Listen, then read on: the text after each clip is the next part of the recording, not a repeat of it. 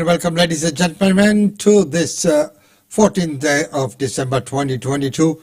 24 degrees and cloudy in Brisbane. Well, it is still a pretty good looking day out there.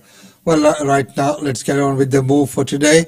As the community mourns the passing away of the two police officers and a neighbour who were killed in an ambush. This small Queensland community is in deep shock. People have come together with spontaneous memorials as they come to grips with the horrifying details of a shootout where 6 people were killed, including 2 police. They had no idea that they were walking into what would be the end of their lives. It was just completely unexpected. We are a caring community. We are a community that respects and loves each other, and to have something like this in our community is devastating. We are really struggling to understand why this has happened in our community. 4 police officers went to this remote bush block yesterday as part of a missing persons investigation when they suddenly came under heavy fire. 2 were killed and a 3rd was wounded. Their 2 colleagues who have passed away were on the ground. They were then executed in cold blood by these people who showed no compassion. The 2 remaining officers retreated, calling for backup. The police union says the offenders deliberately lit a fire to try and smoke out a female officer. A neighbour who came to check on the fire, Alan Dare, was also killed.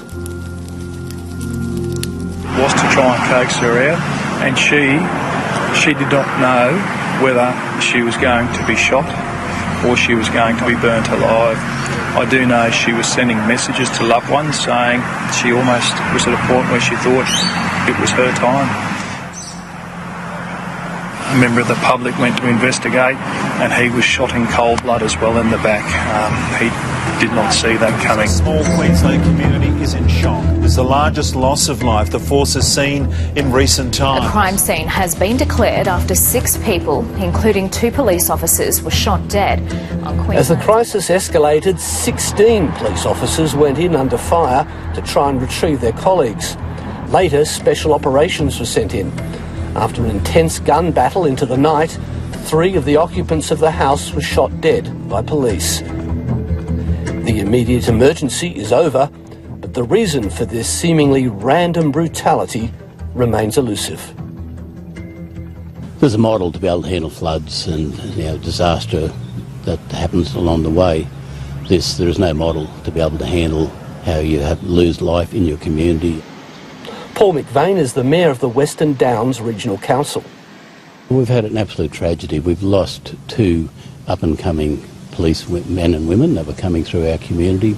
We've lost a resident, all because of the savagery of the gunmen that were there.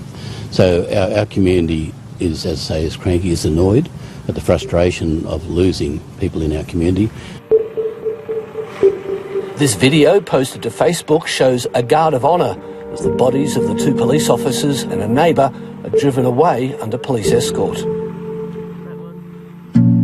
The dead police officers were Constable Matthew Arnold and Constable Rachel McCrow from the nearby Tara police station. Both were aged in their 20s and just starting their careers. I spoke with Matthew's father last night. It's hard to know what to say. He was devastated and still processing what was occurring. Today is a rough day indeed for all police officers and their families. Every officer knows the risk that they face in the line of duty. They are all too aware of the dangers that they face. Yet they do their job, they do it for our community. That is courage, and it is public service at the highest level. The shootout took place just down the road here. Police won't let us go any further today, but this whole area is former farmland that was subdivided into smaller blocks about 40 years ago. In fact, the people who live here are often called blockies. It's relatively remote, there are few services, and it's a good place to hide. It's pretty remote. There's a lot of bushland, and yes, You know, I knew the police would get those people involved, and I'm so glad they did. I'm so glad they did after what the horrendous things they did. Yes. Yes. I just can't believe it. Kerry Bungard used to work as a carer in the area where the shooting took place. It just doesn't happen, but it's just something I'll never ever forget, never. It's just horrendous to be, you know, executed like that. It's just horrible, horrible. Police say brothers Nathaniel and Gareth Train shot and killed the officers. They were shot dead in the siege along with a woman named Stacey Train. Nathaniel Train was the missing person Queensland Police were seeking, a 46-year-old former primary school principal from the northwestern New South Wales town of Walgett. What do we know about the 3 occupants of the house? Did you know them? Oh, no. I don't have any further detail on that, but certainly from a community's point of view, some of those names of the constables that were lost to this community are old family names within the Tara region. A police investigation is underway, and it could be days or even weeks before substantially more is known. 7:30 understands investigators are examining the relationships between each of the dead trio and whether extremists' views played any part in the lead-up to the shooting. The police commissioner would not rule out the possibility one of the offenders called police to come to the property. No, we can't rule anything out at the moment. There will be a thorough investigation.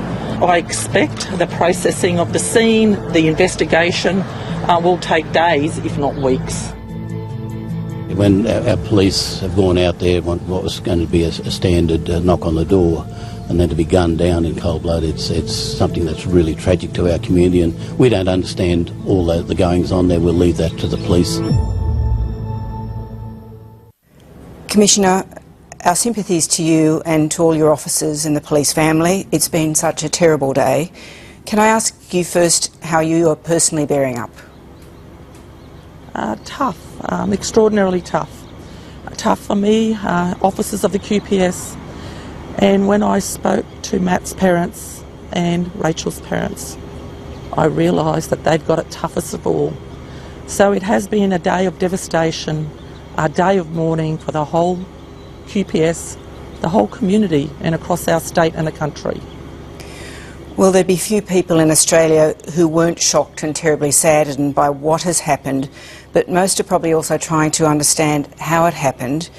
What did you learn from officers when you attended the scene today? So I went to the scene. I needed to know where it happened, how it happened, particularly though to get a sense of why this happened. And what was clearly obvious when I walked into the scene, that these officers did not stand a chance. It's my opinion that these officers did not stand a chance. The fact that 2 survived, to me, is an incredible, it's a miracle. And sadly though, we've lost 2 of our own. Well, you've said that yesterday's events followed a business as usual missing persons operation. Is it normal though for 4 police officers to attend in such a case? Yes, it certainly is. Neighbouring stations always help each other, and that was the case in this situation. They do their risk assessments. They're all quite junior. I know that the officer in charge also spoke to them, so they were quite comfortable about going out to the property, and in fact, from what I understand, quite jovial and, you know, having fun with each other. For us, this was a standard job. We go to thousands of these every week, not only here but across the country. So what was the preparation for going out there? I mean, what are the protocols for things like body armour or arms normally carried by police in regional Queensland? So we are always, and we call it kitted up, you know, body-worn video, tasers, weapons. And then the most important aspect of this, we will always do a risk assessment, run those required checks to make sure that we have all the information that we need. And that was done on this occasion. They were comfortable going to this job as a BAU job. Are you investigating the possibility that the attack on your officers may have been premeditated? There's been some reporting suggesting the police may have been lured there. Look, definitely investigating every avenue, whether it be premeditated, some of the stuff that's online, you know, from these people. We will investigate what they have been doing, not only in recent weeks, but in recent years, who they've been interacting with, family, friends, their online presence. Every aspect of this will be thorough. It'll be complex, but certainly thorough. We will get to the bottom of this. I need that for family, for community, and for the colleagues of these officers.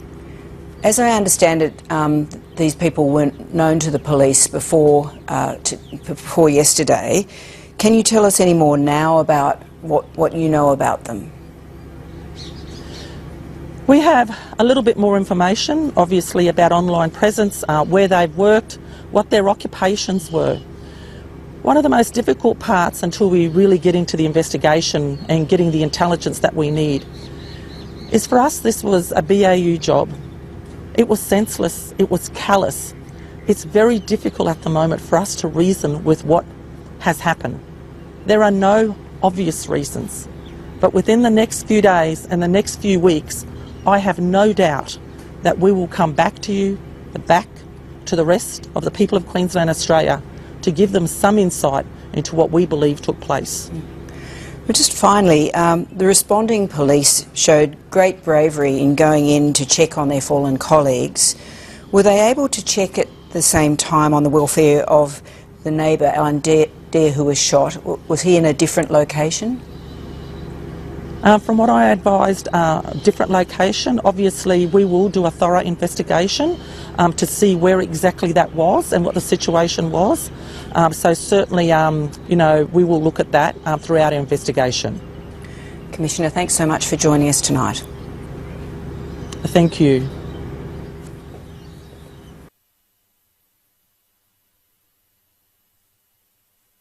And quite a tragedy, and you know, the online, everyone is pouring in so much sympathy and so much concern. Hope to get down to the bottom of this. As the Commissioner said, it will take time, but of course, SC has guaranteed that there will be a thorough investigation into that.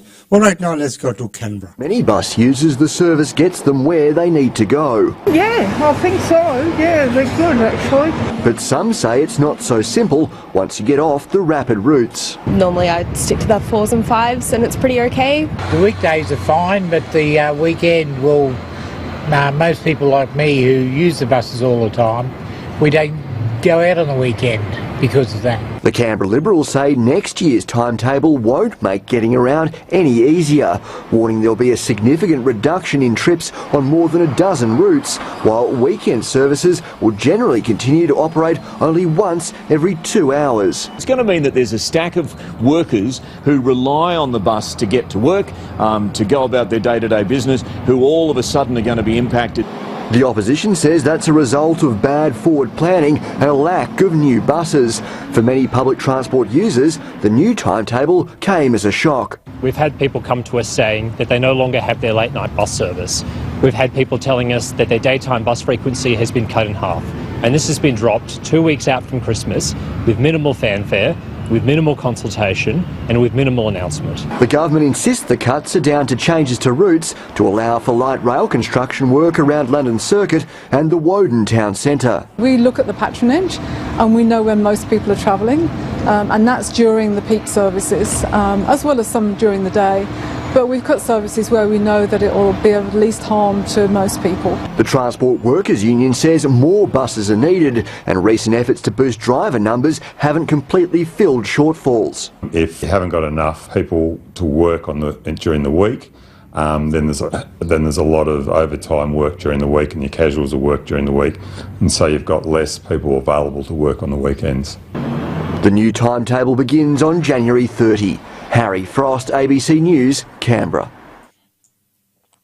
And there you are, ladies and gentlemen, up to date. Well, right now, let's go to South Australia, where a woman is missing after falling off a cruise ship. Person overboard alarm was raised around 11:30 p.m. last night, and like you said, a rescue and search operation is now underway for a young adult woman believed to have gone overboard around 70 kilometres from the coastline of Cape Jaffa in the state's southeast. The ship is on site searching the area, including aircraft from police and rescue operations.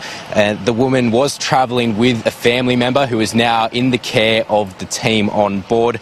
The Pacific Explorer was on its way from Melbourne to Kangaroo Island. That visit to Kangaroo Island has now been cancelled. The cruise, Carnival Cruises, says this is an incredibly distressing situation, and I'll repeat that a search and rescue operation is now underway for a young adult woman believed to be missing around 70 kilometres from the coastline of Cape Jaffa. And like I said before, an incredibly distressing situation. She's been out there supposedly since 11:30 p.m. last night. So there you are, ladies and gentlemen, up to date. Well, right now it's time to go to our daily India report. Welcome to the Daily India Report that brings you reports, interviews, features and more on India and the Indian diaspora.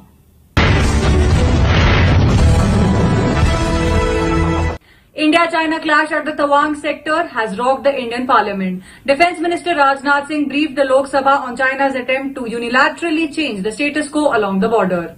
Indian Defence Minister Rajnath Singh on December 13th told the Indian Parliament's lower house, the Lok Sabha, that Chinese troops attempted to transgress the line of actual control in Arunachal Pradesh's Yangtze sector on December 9th and unilaterally change the status quo along the contested border. In a statement, Singh said the Chinese attempt was contested by our troops in a firm and resolute manner. The ensuing face-off led to a physical scuffle in which the Indian Army bravely prevented the Chinese People's Liberation Army from transgressing into our territory and compelled them to return to their posts. The minister said the issue was taken up with the Chinese side through diplomatic channels. The clash between Indian and Chinese soldiers came amid ongoing border tensions between the Indian Army and PLA in the sensitive Ladakh sector. On December 9, 2022, PLA troops contacted the LAC in Tawang sector of Arunachal Pradesh, which was contested by Indian troops in a firm and resolute manner. The face-off led to minor injuries to few personnel from both sides, and both sides immediately disengaged from the area. As a follow-up of the incident, India's commander in the area held a flag meeting with his counterpart to discuss the issue in accordance with structured mechanisms to restore peace and tranquility. In certain areas along the LAC in the Tawang sector, there are areas of differing perception, wherein both sides patrol the area up to their claimed lines. This has been the trend since 2006. India is restoring the Angkor Wat temple as a step towards restoring its civilizational links with Cambodia. India has taken a crucial step towards restoring its civilizational links with Cambodia, which has the largest Hindu temple outside the subcontinent. Indian External Affairs Minister S. Jaishankar said that the Angkor Wat temple complex in Cambodia is being restored by India because our civilization is not limited to India but is spread across countries. Addressing the Kashi Tamil Sangamam on the subject contribution of temples in society and nation building in Varanasi, Jaishankar said there are temples not only in India, not only in the Indian subcontinent and in many regions beyond. He said, I went with the Vice President to see the biggest temple in the world, the Angkor Wat temple complex. Today we are restoring and renovating the temples in Angkor Wat. There are contributions which we are making outside because the civilization of India has gone beyond India. He added, today when we are restoring, rebuilding and re-energizing Indian civilization, our task is not only in India. Our task is all over the world. But it is not only where our civilization went, but it is also where our travelers went, our traders went, but our people of faith also went. Recalling his days as India's ambassador to China, the minister said, some of you know that for many years I have been an ambassador to China. I have seen the remnants of Hindu temples even in China on the east coast. Russia, the UK say they will welcome India as a permanent member of a reformed United Nations Security Council. Russia has backed India for permanent membership of the United Nations Security Council at a Primakov Readings International Forum in Moscow. Russian Foreign Minister Sergei Lavrov said India added value to the UNSC with its stance on global and regional issues. Lavrov said India can even be considered a global leader due to its economic growth. I think that India is currently one of the leading countries in terms of economic growth, maybe even the leader. Its population will soon be bigger than that of any other country. New Delhi has vast diplomatic experience in settling various kinds of problems as well as authority and a reputation in its region, Lavrov said. He also pointed out that India plays an active role in the UN and is an important part of structures like the Shanghai Cooperation Organization in Asia. Lavrov said that India is at the essence of the forming of a multipolar world as one of its most important poles. Lavrov earlier said that the UNSC will become more inclusive and democratic if Asian, African and Latin American countries are included in the grouping. Meanwhile, UK's Foreign Secretary James Cleverly said that Britain will welcome India, Brazil, Japan and Germany as permanent members of a reformed United Nations Security Council. Cleverly was speaking at the Foreign Office explaining the United Kingdom's growing focus on the Indo-Pacific and highlighting the need for Britain to forge stronger relationships with future powers in Asia, Africa and Latin America. Vistara Airline announces daily non-stop flights between Mumbai and Muscat. It is the fourth destination of airlines in the Gulf region. Tata NCR's joint venture Vistara has announced daily non-stop flights between Mumbai and Muscat, its fourth destination in the Gulf region. Muscat is the third Gulf city that Vistara has added to its network in the last 4 months. The inaugural flight will depart from Mumbai at 2000 hours and arrive in Muscat at 2135 hours. Vistara also becomes the only carrier to offer the choice of premium economy class on the route in addition to business and economy class. The airline said that there has been a consistent rise in passenger volume and demand from the Gulf countries, paving the way for the airline to bolster its presence in the region. Muscat is the third Gulf city after Abu Dhabi and Jeddah, which Vistara has added to its network in the last 4 months. Vistara also operates daily flights from Dubai to and from Mumbai. The airline has a fleet of 54 aircraft including 41 Airbus A320s, 5 Airbus A321neo, 5 Boeing 737-800NG and 3 Boeing 787-9 Dreamliner aircraft. The airline has recently been featured among world's top 20 airlines while being recognized as the best airline in India and Southern Asia for the second time in a row.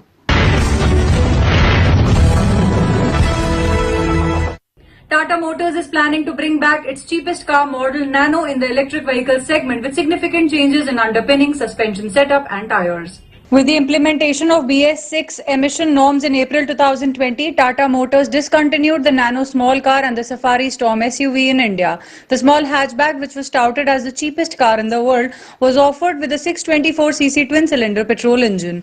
Now Tata Motors is considering relaunching the Tata Nano with an electric drive. The Tata Nano EV is likely to see significant changes in underpinning, suspension setup and tires. Presently, the company sells 3 electric cars in India, Tiger EV, Express T and Nexon EV. The electric hatchback features Tata Ziptron high voltage technology consisting of a permanent magnet synchronous electric motor producing 61 PS 110 Nm with a smaller battery and 74 PS 114 Nm with a larger battery. The Tiago EV comes with 3 charging options, a 50 kW DC fast charger, a 7.2 kW AC fast charger and a 3.3 kW home charger.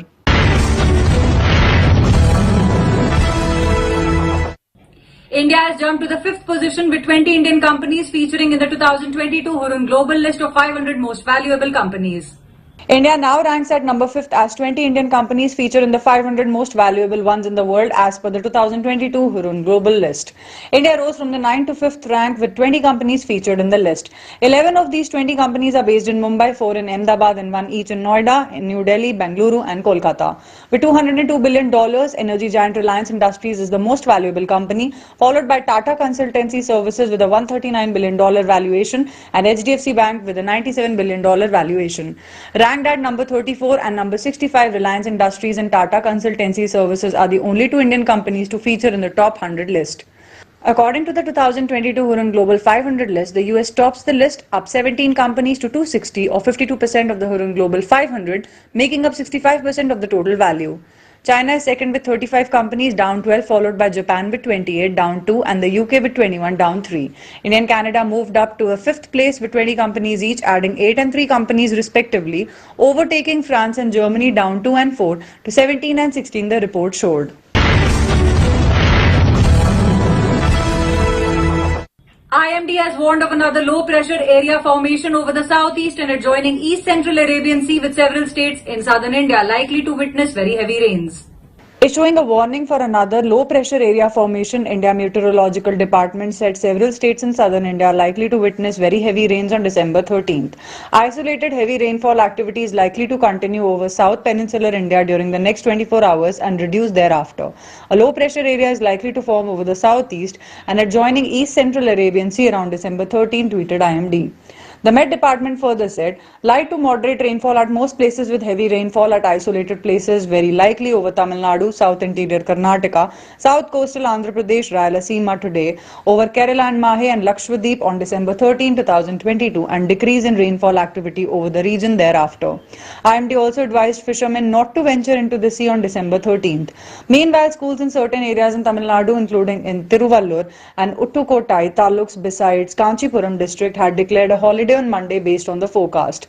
Due to an increase in rain during the day and the continuous rain forecast, all schools in the Tiruvallur district have been instructed to close by 3 p.m. Also, a holiday has been declared for all the schools in the district. King Khan is back with a bang as the first song titled Besharam Rang from his upcoming film Pathaan is released online. The song shows the sizzling chemistry between SRK and Deepika Padukone as they dance to the peppy number.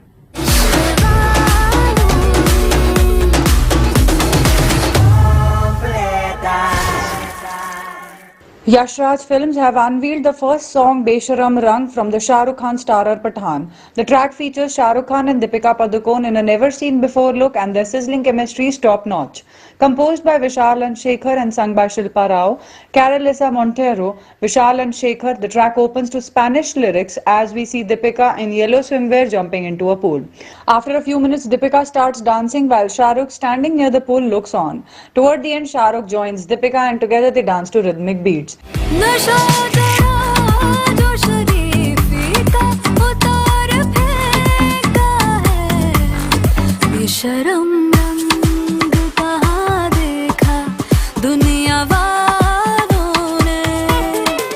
Besharam Rang is a peppy song and may be the best dancing track of the year.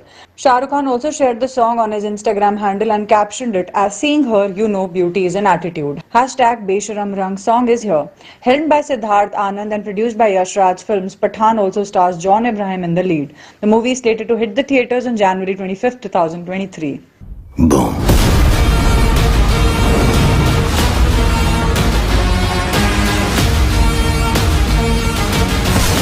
अपनी कुर्सी की पेटी बांध लो, मौसम बिगड़ने वाला है।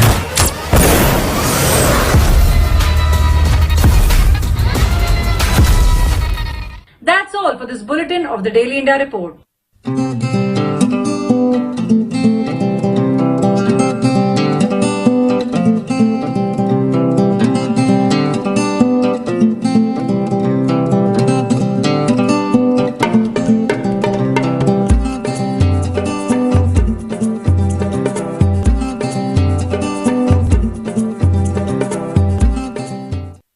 And thank you very much, Ankita, for that news update. Well, ladies and gentlemen, that's about all we have for you in this segment.